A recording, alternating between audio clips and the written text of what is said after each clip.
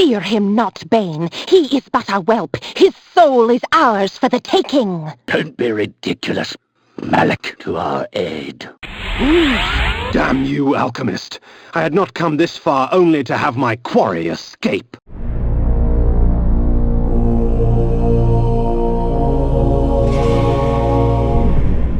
During our brief meeting with the vampire Vorador in his mansion, we're gifted his ring to summon him in our battle against his old foe, the Guardian of Conflict, Malik. Collecting the bloody bladed ring, we comment on the vampire's state.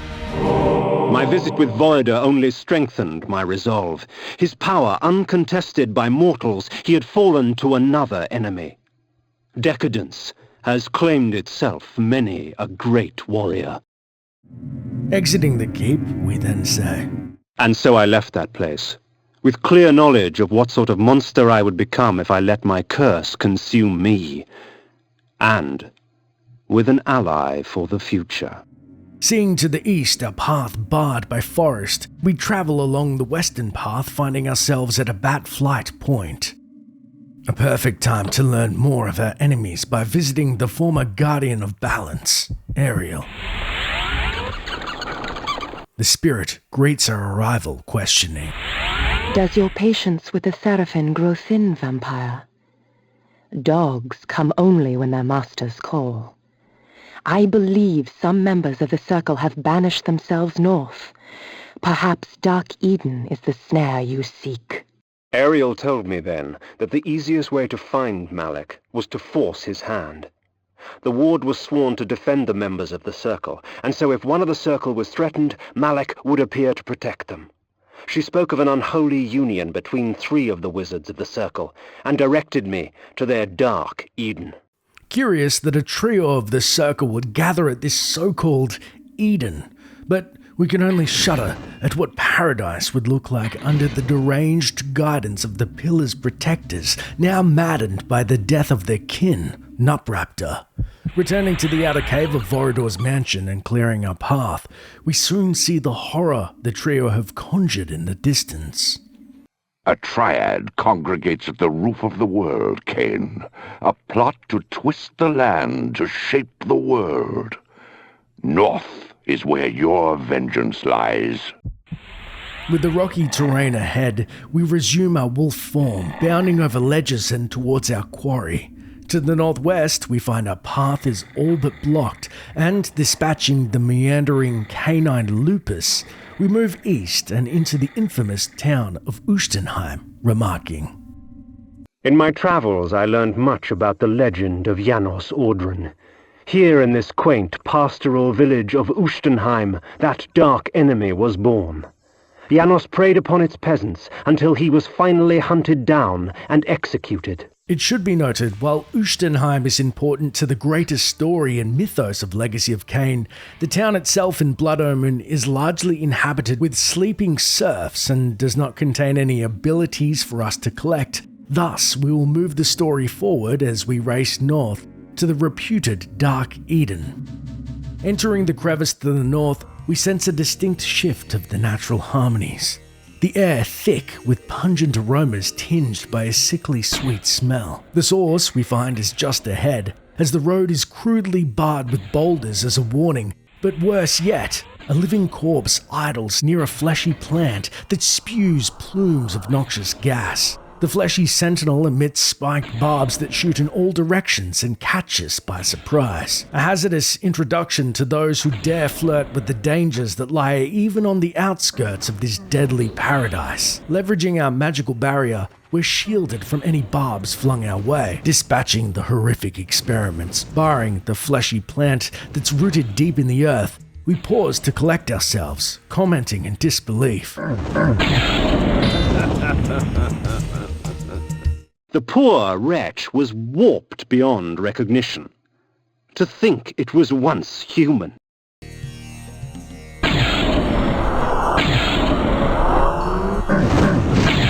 Invictus!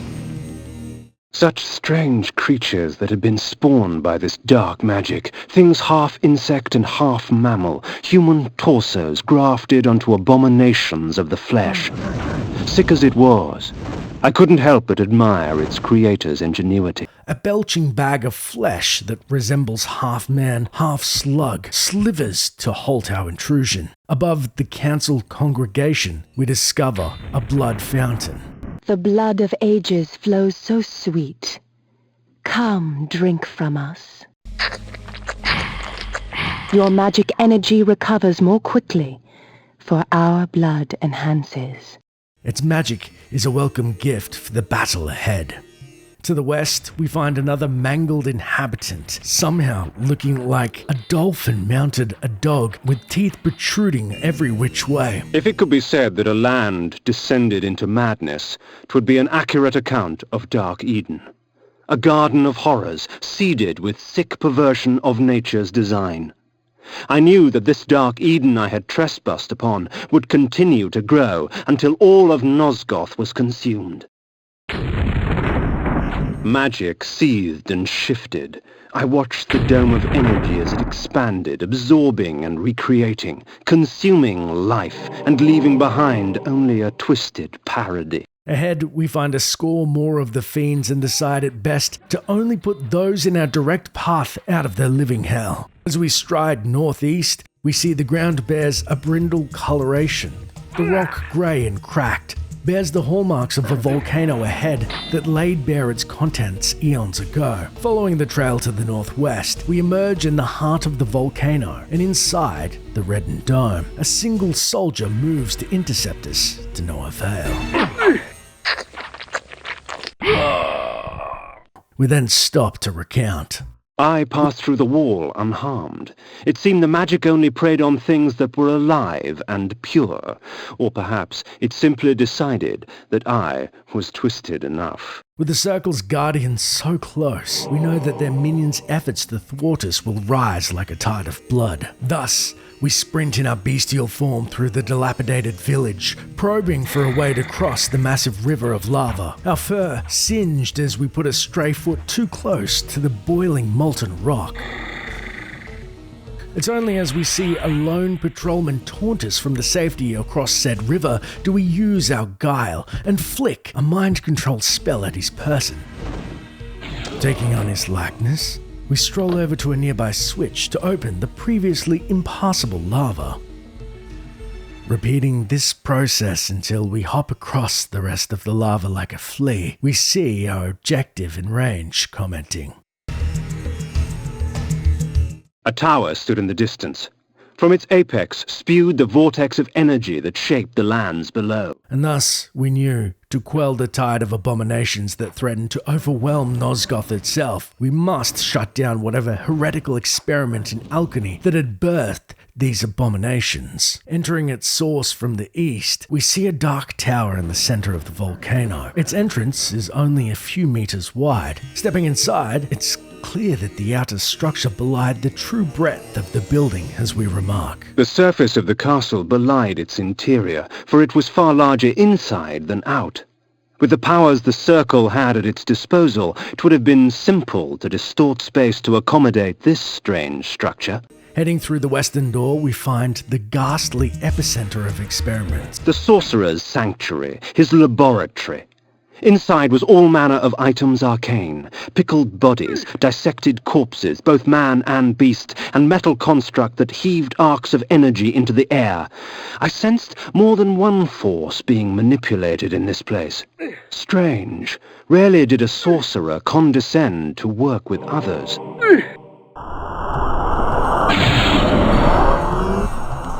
Shielding ourselves from the fleshy projectiles and their origins, only pausing to feed, we unbar the east and western doors. This takes us past the main hall and through the northern doors to unlock dual dungeons, each with their own spell and armor.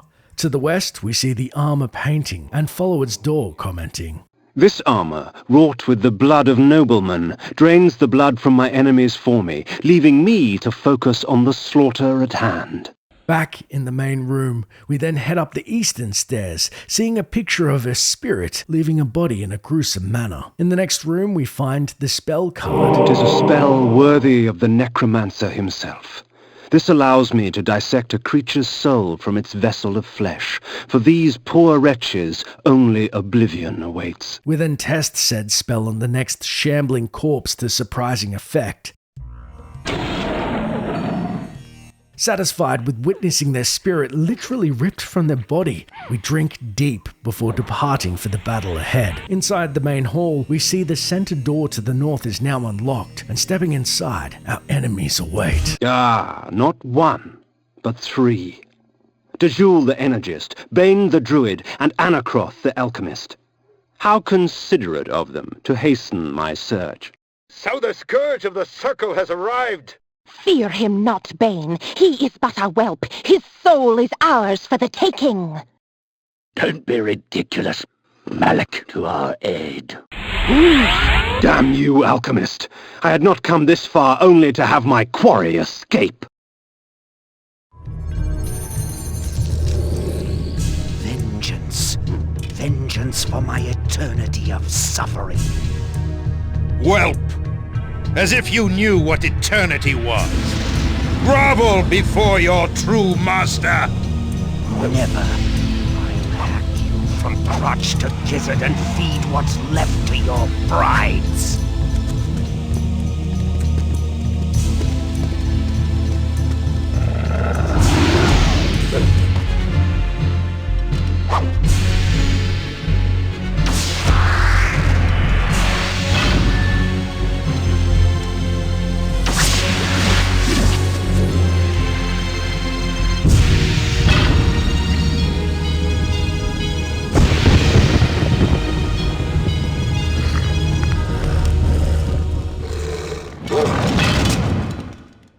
As Vorador clashed against Malik, I gave pursuit to the fleeing wizards, Dejul and Bane.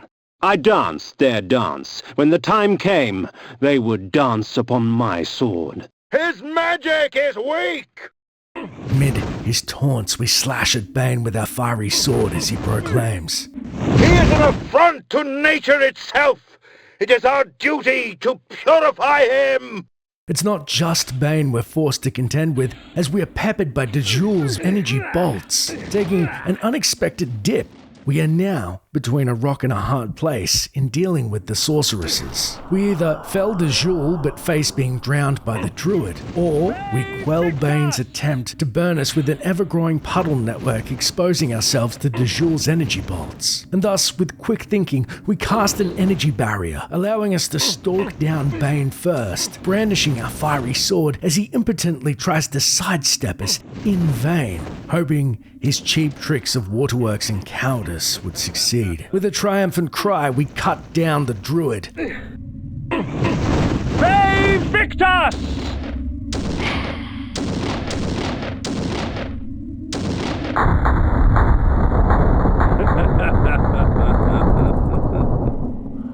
After which his helm lay on the ground, the only evidence of his existence, and we collect it, The saying, antler headdress had broken in the fight, but power still resided in its ivory form. Now, with the druid deceased, we have Dejul to contend with. The energy guardian, however, lives up to her name. Surrounded by 24 spinning orbs, we quickly discern that we cannot breach the gap between us and opt to lob our own projectiles at the vexing vixen. Her orbs spin, protecting her energetic form. But as we fling flays, we find gaps appear in her defenses, and it only takes a few paltry projectiles to pierce her veil and rend her asunder, causing us to chuckle as the earth quakes around her. Shifting into our mist form, we casually cross the river and pluck the Energist's cloak from a lonely island. The cloak was made from an alloy akin to lead, heavy and malleable, woven into fine links. The energy she controlled was stored in this garment. Exiting the small forest via teleporter, we're shocked to find Malik's armored form spread out across the floor. I found Malik's helmet amongst the scattered remnants of his armor, whole and intact. Vorador had finally laid his old adversary to rest. With all 3 totems now in tow, we return to the pillars and Ariel to restore them one by one. The helmet of Malik I placed before the Pillar of Conflict. The pillar accepted its offering. Thus it was restored. The act had taken on the feel of ritual. Isn't it strange how we must bribe our gods to stay? At the foot of the energy pillar, I set the cloak of Dejul. The pillar accepted its offering. Thus, it was restored. The antler headdress of the druid bane I lay before the nature pillar. The pillar accepted its offering. Thus, it was restored.